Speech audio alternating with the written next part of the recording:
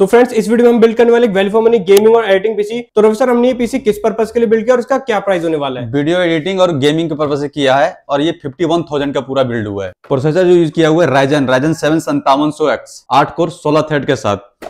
और जो हमने मदरबोर्ड यूज किया हुआ है MSI का है B450 max. Air cooler use किया हुआ है C400 एंटरस्पोर्ट की तरफ से आता है। रैम जो यूज किया हुआ है G-Skill 16GB 3200 मेगाहर्ट्ज।